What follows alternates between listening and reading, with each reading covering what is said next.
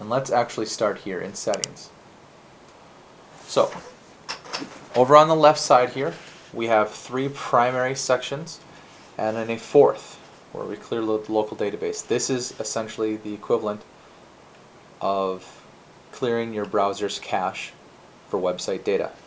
However, when you click on it, it will simply remove any locally stored notifications we have saved for your account in this browser. It does not delete them, it just removes them from the local storage. But going back up to notifications, the options on the right here determine the frequency at which you will receive a given iCue notification. By default, everyone will be set to daily, and the time of day will typically be 1 p.m. I have updated mine to 6 a.m. Let's move it back to 1 p.m. for this. You'll notice that if any change is made, up on the top right, just below menu, you will see a green check mark light up.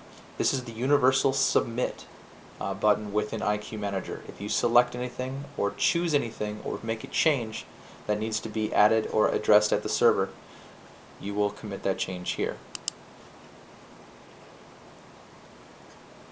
For some of you, you may not see this auto trigger button. Auto trigger is something that you will want to contact a Satshot representative for. What it will do is it will automatically run your jobs to completion when you get a new notification of imagery. We'll go over that in depth in another tutorial, but if you do not see it, do not worry, and I will not actually cover it in this training today. Outside of that, when a notification is delivered, not only will it be compiled every day at 1 o'clock if there are any new imagery available for the fields you're interested in being notified of, it will also send you an email at the address associated with your user account of the information within that notification. The next panel is iCue Analysis Presets. We'll go over this in depth. We'll come back. What does this actually mean? When we have an iCue notification, we will want to run that, run the imagery within that notification to completion. These are the presets for which you can submit all of those fields within the notification, and it will return you an analysis based on the presets here.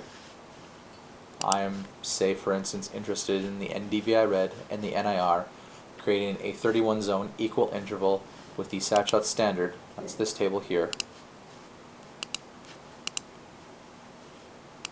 for my classification analysis. I will submit that change. My account is updated. Pretty straightforward. If we have questions on that, please feel free to contact Satshot at any time. And add credits. Pretty straightforward. 1 credit to $1 US. You will add the information here. The green check mark, once the information is filled, will highlight, and you can add your credits right within iCue Manager. That's useful for analysis, subscription, and export.